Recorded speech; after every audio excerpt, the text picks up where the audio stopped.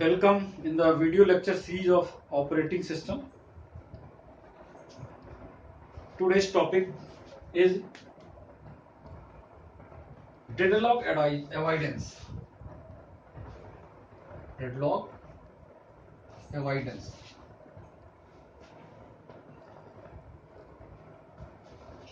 Deadlock avoidance. Now,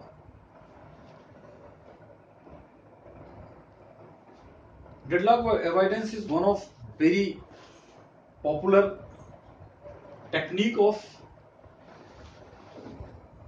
avoiding deadlock into system. This is very popular because this method always restrict the system to be enter into the deadlock. Here, if we have a prior knowledge of how resources will be requested, then it is possible to determine that if we should process the request or not. Then basically there are two states for every process. First is a safe state and another is an unsafe state. Now, safe state, if the process is executing or requesting, and if it is in a safe state, that means there will no any possibility of the deadlock. That means no forward progress can be made for deadlock. Second is an unsafe state. Unsafe state can have a deadlock, but it is not necessary that all the processors which are in unsafe state they are having a deadlock. For example, now we are passing through the corona stage. If you are secure, stay at home, that you are in the safe state, that means you will not be infected with the corona. But if you are going outside, then you may have corona if you are not using some protective devices. But it is not necessary that means all the person who are going the outside they must have a corona. Similarly, in the system there are many processes, they are requesting the resources. Then in the safe state there is no possibility of the deadlock, but in the unsafe state they have a possibility to be in the deadlock state. Then deadlock avoidance, if any process needs resources, then first of all it is calculated that if the requested number of resources are available for that process or not. If the requested number of resources are available for that process, then that process will not lead the deadlock. And if the requested number of resources are not available, then the process sequence can lead to the deadlock. And right now here we are taking some example. A deadlock avoidance. Look here, there are three processes P0, P1 and P2. Maximum resources which require, particular resources which require 10 number of resources for process P0, 4 number of resources for process P1 and 9 number of resources for process P2. These are the maximum need. Current need is what? 5, 2 and 2 for P0, P1 and P2. But there are only 12 number of instances are available of that resource. That means total 12 number of resource instances are available. This is available. Now, we have to check that if this process sequence, what process sequence will not be in deadlock state, unsafe state. So first of all, consider process P0. Here it requires, look here, current is how many? 5, 2, 7 and 2, 9. 9 resources are currently required, needed, and number of resources are what? 12 available. So 9 into 3, that means 3 resources are available. Current need is 5, 2 and 2. 3 number resource available because total number of resource was 12. 5 plus 2 is equal to 9 and 12 minus 9 is equal to 3. So 3 resources are available. Now let us process P0 consider it. Process P0 current need is a 5 and now maximum need is a 5, but there are only 3 resources available. Then we cannot execute the process P0 because there are not sufficient number of resources available. Then again we are considering that all the processes are coming at the same time. Again here we will select the process P1. P0 is not selected now. Process P1. Here process P1 current need is 2. That means the rest 2 process requires resources. And now 3 are available. It means process P1 will execute.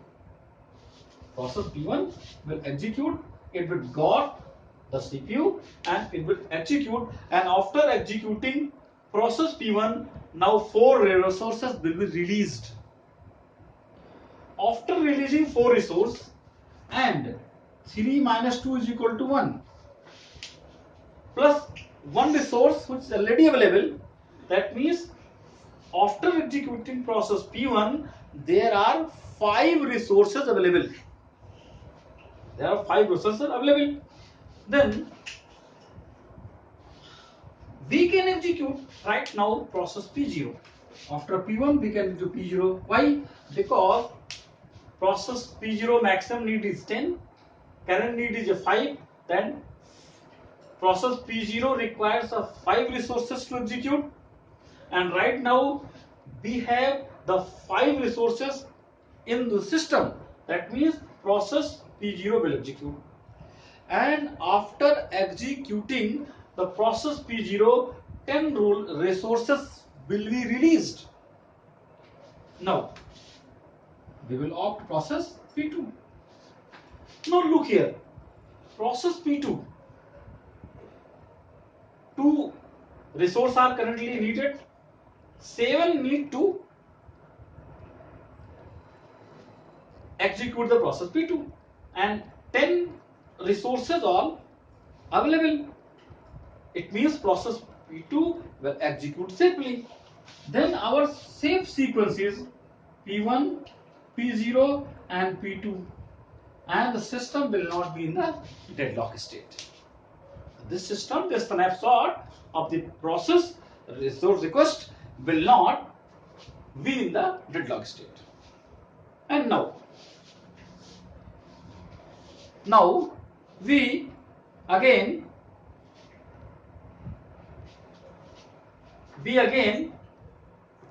test this snapshot with another sample.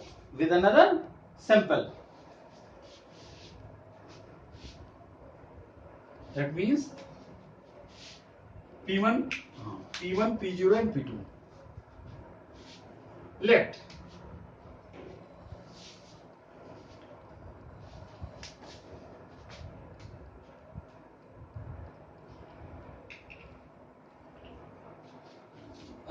with another sample, and let P1, P0 and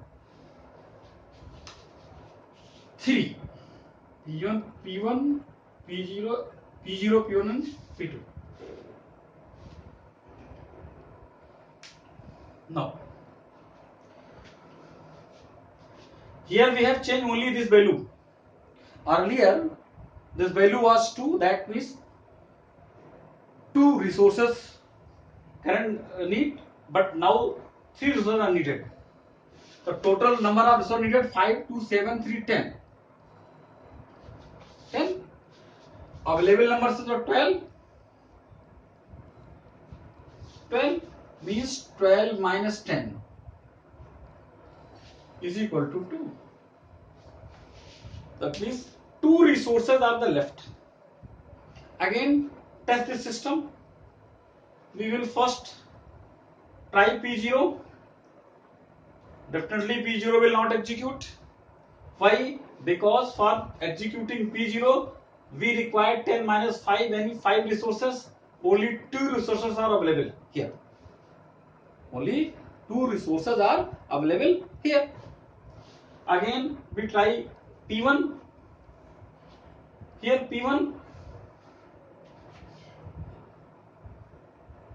requires 2 more resources. 4 minus 2 is equal to 2. Then P1 will execute, and 4 minus 2 is equal to 2, and 2 resources are available there. That means the P1 will execute, and after executing this P1, 4 resources will be released. After executing this, it means number of resource available right now is equal to 4. After executing what? P1. Then next try P2. P2 definitely execute. Try here P0 again. P0 requires 5 resources, but we have only the 4 resources. Then system will not allow P0 will go for execution. That means it will not allow to go the system in unsafe state, because it will always lead to the deadlock. Why? Because the required number of resources are much more than available number of sources. Here it means P1 requires 5. It means system will be in deadlock state. System will be in deadlock state.